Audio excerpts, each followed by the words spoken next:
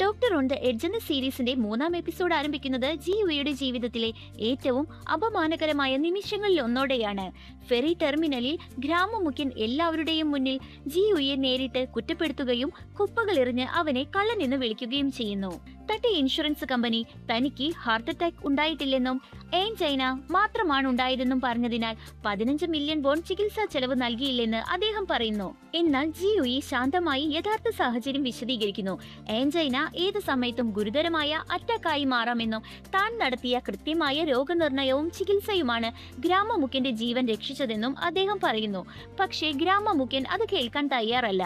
ജിയുയും ഹാരിയും ആരോഗ്യ കേന്ദ്രത്തിലേക്ക് മടങ്ങുമ്പോൾ ഗ്രാമമുഖ്യൻ ഒരിക്കലും പക മാറാത്ത ആളാണെന്ന് മിസ് വാങ് മുന്നറിയിപ്പ് നൽകുന്നു.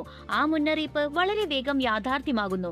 ഗ്രാമമുഖ്യൻ ദ്വീപിലെ ആളുകൾക്ക് ആരോഗ്യ കേന്ദ്രത്തിലെ ജീവനക്കാരെ, പ്രത്യേകിച്ച് ജിയുയെ സഹായിക്കരുതെന്ന് നിർദ്ദേശം നൽകുന്നു. ജനങ്ങളെ സഹായിക്കാൻ ശ്രമിക്കുന്ന ഡോക്ടർ പെട്ടെന്ന് തന്നെ എല്ലാവരിൽ നിന്നും അകറ്റപ്പെടുന്നു. തുടർന്ന് ജാങ്സുവുമായുള്ള കൂടിക്കാഴ്ചയിലും അതേ പ്രശ്നം ആവർത്തിക്കുന്നു. ഗ്രാമവാസികളിൽ പലരെയും പോലെ ജാങ്സുവും ജിയുയുടെ ചികിത്സാ രീതിയെ വിമർശിക്കുന്നു.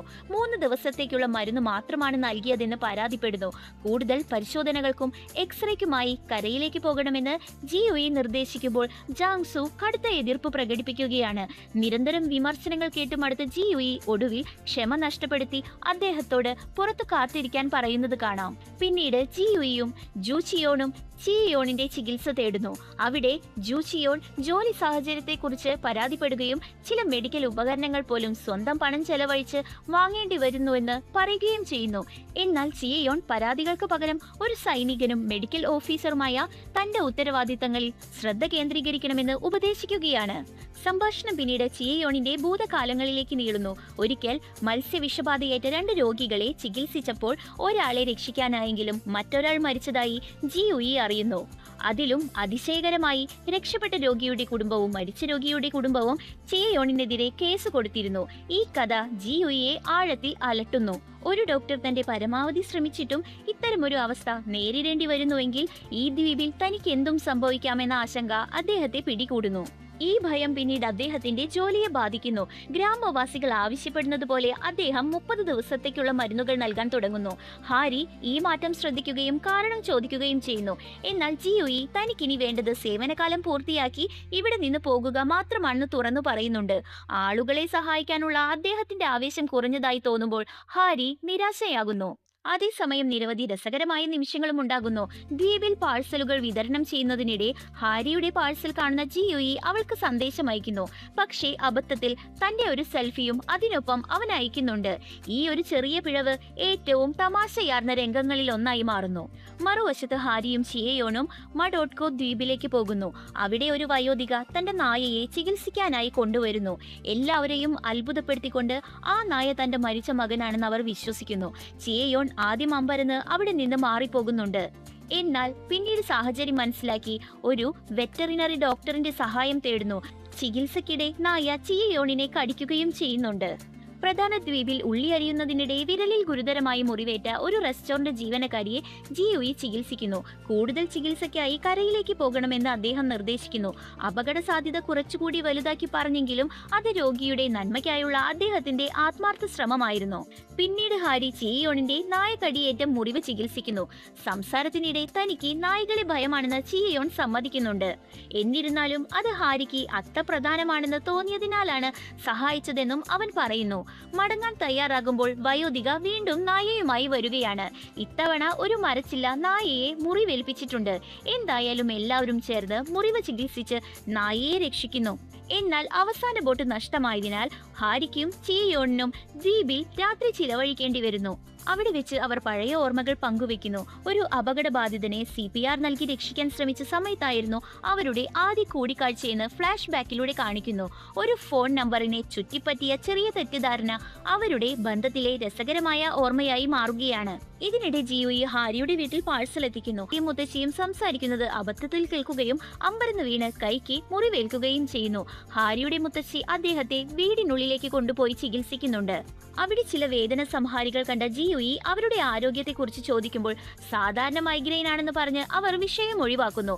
പിന്നീട് അടിയന്തര ആവശ്യത്തിനായി ജിയുയുടെ നമ്പറും അവർ ഫോണിൽ സേവ് ചെയ്യുന്നുണ്ട്. എപ്പിസോഡിലെ ഏറ്റവും വലിയ വഴിത്തിരിവ് ജാങ് സുവിന്റെ കേസിലൂടെയാണ് വരുന്നത്.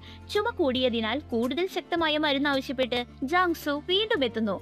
കേസ് പരിശോധിക്കുന്നതിനിടെ ജാങ് സുവിന് മുമ്പ് അറ്റാക്ക് വന്നിട്ടുണ്ടെന്നും ഒരു സ്റ്റഡ് ഘടിപ്പിച്ചിരുന്നുവെന്നും ജിയുയി മനസ്സിലാക്കുന്നു. എന്നാൽ ഈ വിവരം അദ്ദേഹം മറച്ചുവെച്ചിരുന്നു. ശക്തമായ മരുന്ന് അദ്ദേഹത്തിന്റെ ജീവന് തന്നെ ഭീഷണിയാകാമെന്ന് തിരിച്ചറിഞ്ഞ ജിയുയി ഉടൻ തന്നെ ജാങ് സുവിനെ പിന്തുടരുന്നു. ഒടുവിൽ അദ്ദേഹത്തിനെ കണ്ടെത്തി മരുന്നുകൾ പിടിച്ചെടുക്കുകയാണ്.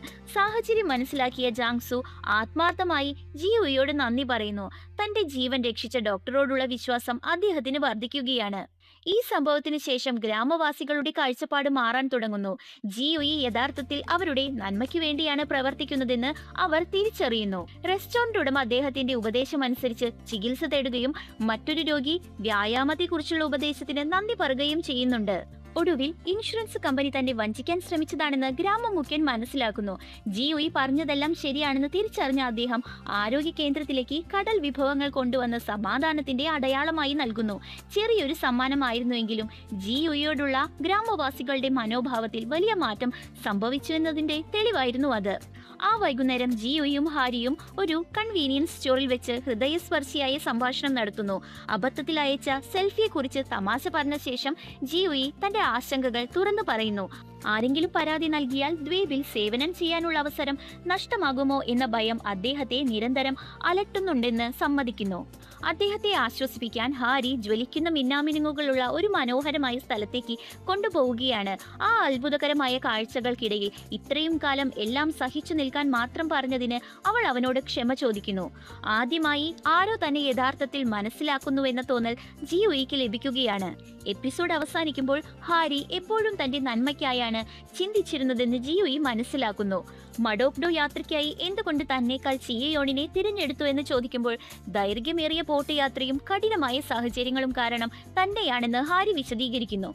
അത് തന്റെ സുരക്ഷയ്ക്കായിരുന്നുവെന്ന് ജിയുയി തിരിച്ചറിയുന്നു. ഒടുവിൽ അടുത്ത യാത്രയിൽ കൂടെ വരാൻ അവൾ ക്ഷണിക്കുമ്പോൾ അവരുടെ ബന്ധം കൂടുതൽ ശക്തമാകുന്നതിന്റെ സൂചനയോടെ എപ്പിസോഡ് മനോഹരമായി അവസാനിക്കുകയാണ്.